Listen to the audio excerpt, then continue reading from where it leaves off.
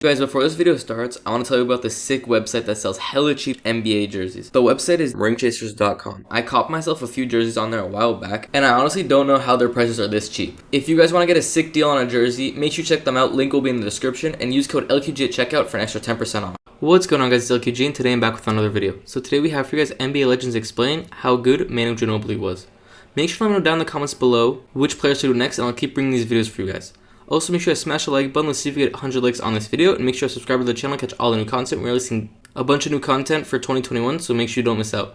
With that being said, let's get into NBA Legends Explain how good Manu Ginobili was. Manu's a special player. I mean, his energy is much higher in terms of the style of play. D'Angelo plays at a different tempo, plays at a different pace. It's more at a Tony pace or a Mike Conley pace. Right. Whereas Ginobili is just extremely energetic. But there's something to be said for how Ginobili uses his size, to get to his left hand and get to those floaters and runners. Is really a player's pace just kind of what is? They come in with a pace, or do you see a player develop or change pace as they? No, everybody has an inner rhythm. There's a certain cadence that every player has. You just see it. It's just the tempo that they play with. It's just something that's innate, I think. And your tempo? How do you describe your tempo? Well, Manu, myself, Westbrook, we all played with that very high motor. And we just. That's what we were born with. Manu, it's been fun playing against Manu. The first time I played against him, it was shocked the hell out of me. And his competitiveness and his energy and the moves. It's extremely impressive, and he went on to have an amazing career. Kevin, you've had a lot of battles with Manu over the years. When you think of him, what's the first thing you think of? Just tell us his love for the game is deep. I think what's the most impressive to me is he continued to play for his country each summer. I think that's something that should be recognized. He's 39 years old, and he's playing his tail off, man. He looks great out there.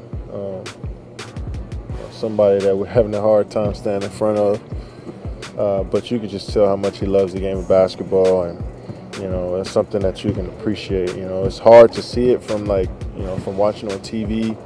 Even you probably still see it from watching on TV, but when you're out on the court, it's on another level. And he's someone that's a first ballot Hall of Famer who we enjoy having in this league. A lot of us grew up watching Manu and really respecting this game. So play against him and have battles with him year in and year out is pretty epic. His list is his list. You're the most exciting European player that I've seen. Period. So forget his list. Period, or just in terms of now? The most exciting. Even the most exciting. What about Petrovic? The most Petrovic? The most exciting. Petrovic could score, but he wasn't. The most exciting. Who you seen dunk like this man here? On somebody. Scotty, I saw your face over there. He sacrificed for this team. Oh my God. That's a sacrifice. Sacrifice might have been too much. He gave up a lot. Right? He also gave up that starter's role. Yes. Also, I mean, he was a starter on the team. He was not on the border. He was definitely starter level. Can you imagine them coming to you and saying, "Oh, we actually just think you'll give us a little more off the bench"? You know what? That just goes to tell you that the game is bigger than any individual. And him using this as an example, coming off the bench, sacrificing, not being an all-star for years, just giving up that superstar role completely and sacrificing for the benefit of the San Antonio Spurs, the championships that they've won. When you win, good things come out of it. And this is a prime example of a guy that believed in that. I think as a player, you have to sacrifice no matter what, and there's no player in this game that has sacrificed more than this young man. If they had come to you, if Phil Jackson had come to you and said, "You know what, Scotty, I need you to come off the bench," how hard would that have been? It wouldn't have been a good fit for me, and especially with a lot of the controversy of Tony Kukoc. Right.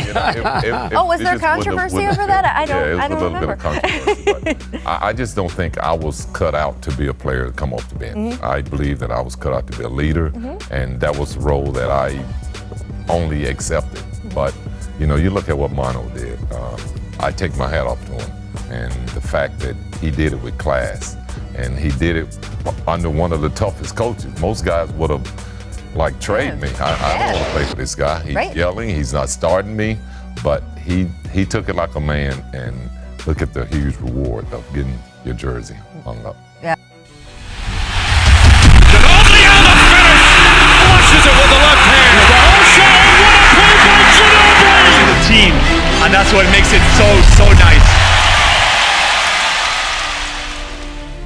When I think of Manu, I think of the ultimate competitor. Oh my! Manu Ginobili! The guy that leaves it all on the line. The guy that finds a way to get a win.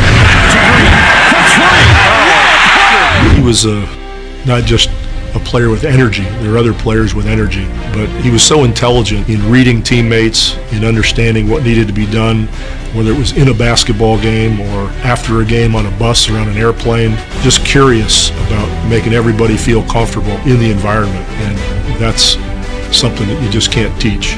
One of the best competitors I've ever played against and played with. One of the smartest basketball players. One of the smartest people. He was rather frenetic when you think about it, and you never could pigeonhole him. Oh my! Manu Ginobili! What a pass! Manu for three! Oh, Manu! My favorite memory of Manu, we were coming down the stretch, and he took a long three, and he made it. And it kind of closed out the game, and it was just Manu being Manu. I remember us playing San Antonio in Toronto when I was with Toronto. It was a fast break, and me and Manu was kind of going for the ball. He got the ball, and I was trying to stop him. He threw the ball between my legs and ran around me, got the ball, and kept going. And it happened so quick to where it caught me off guard. I hope I could find footage of that. Ginobili gets through traffic. What a play by Manu Ginobili. Call him a rare dude. It's rare to come across a dude like that. The greatest, one of the greatest. Love that dude. You're going to be part of something special. What do you think about Manu and his retirement? I got nothing else to do. Manu, I mean, he's one of the, especially at that position, one of the greatest to ever play. Obviously, being a lefty, he also has his patented Euro step that he brought into the game or made famous, really. So you see so many guys using that today, and so many guys practicing that, even big guys. But he had so much success in his career internationally as well in FIBA basketball, and he was a guy that I just love watching play because he brought it every single game, and that's a talent in itself, as well as how well he played in the championship games that he was on. He's a really, really special player and means a lot to not only San Antonio but the entire league. So a guy that I think is universally probably well liked and I know for sure well respected in the game of basketball and beyond. So I love Manu. I mean, you could ask anybody here, about his game, and it's going to be, all positive unless you're playing against him. So a truly great player. Yeah, I would say sustained greatness and excellence, and that's just kind of been the Spurs, and Manu was a huge part of that. Superlatives that we use for a lot of athletes, I wanted to write down for Manu Ginobili, and they actually apply. We know he's a champion. Yep. But how about him being clutch? Yep. How about him being tough? Yep. He's really crafty. We talk a lot about the Euro step, and I know that Sharunas Marciulionis was initially the person that brought that to the NBA, but he kind of revolutionized it playing on that big stage. So as a guy that's been a sixth man that could have easily been a starter, another term is sacrifice. His ego never played into the San Antonio Spurs scenario where it became a distraction. I'll come off the bench.